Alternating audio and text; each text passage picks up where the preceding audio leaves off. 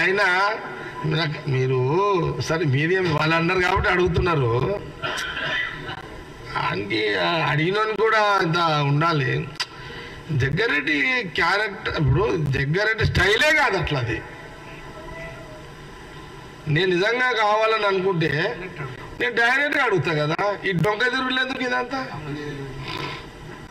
ఇప్పుడు నేను నిజంగా ఎంపీకి పోటీ చెయ్యాలని నాకు ఇంట్రెస్ట్ ఉంటే నేను ఫస్ట్ ఇన్ఛార్జికి చెప్తుంటే, సీఎం రేవంత్ రెడ్డి కూడా చెప్తుంటే, పోయి పిసిసి ప్రెసిడెంట్ ఆయనే కదా, ఆయనకే చెప్తా కదా.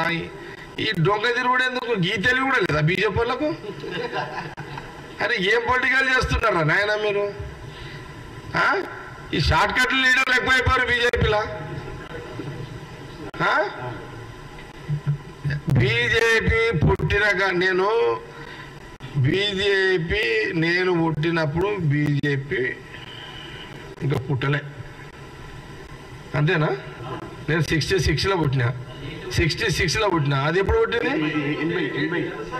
వినండి, నేను 66 1966లో 7 జూలైలో నేను పుట్టినా. బీజేపీ ఎప్పుడు పుట్టింది?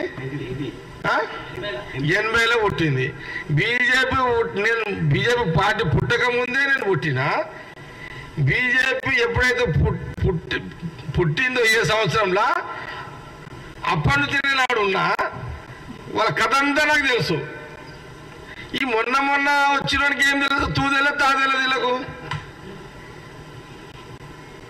ఏమని ఏమని తెలుసా బీజేపీ గురించి వీళ్ళకు? నేను అప్పుడు అది మళ్ళీ ఒకసారి చెప్తాను మీకు వాళ్ళ కథ కదా. విచిత్రంగా మాట్లాడతారు.